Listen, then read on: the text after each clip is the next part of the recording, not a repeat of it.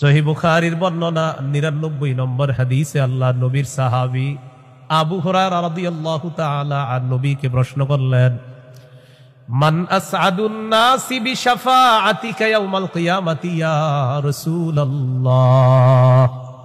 হুজুর, কিয়ামতের ময়দানে আপনার সুপারিশের মাধ্যমে কোন ব্যক্তি সবচেয়ে সৌভাগ্যবান হবে আমাকে একটু বলেন।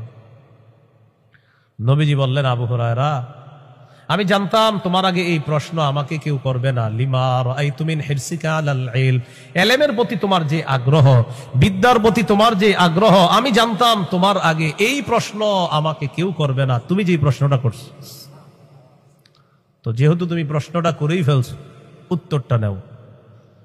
আসাদুন নাসি বিশাফাআতি ইয়াউমাল কিয়ামাতি মান ক্বালা লা ইলাহা ইল্লাল্লাহ খালিসাম মিন কিবালি নাফসি।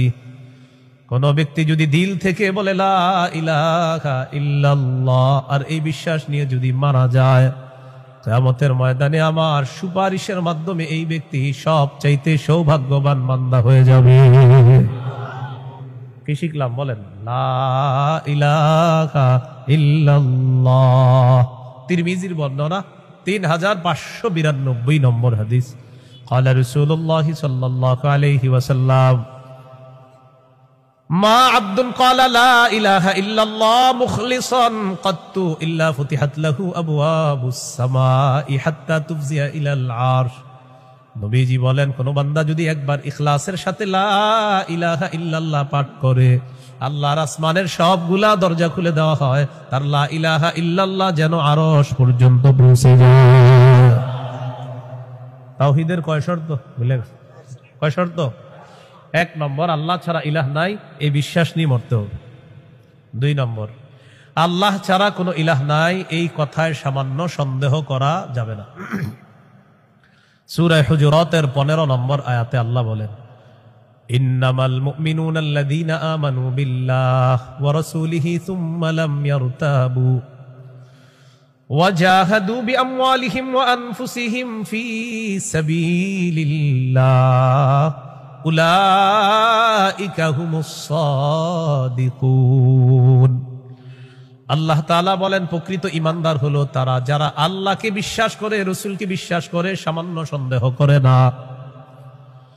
ওয়াজাহাদু বিআমওয়ালিহিম ওয়া আনফুসিহিম ফী সাবিলিল্লাহ, যারা নিজেদের জান-মাল নিয়ে আল্লাহর রাস্তায় লড়াই করে।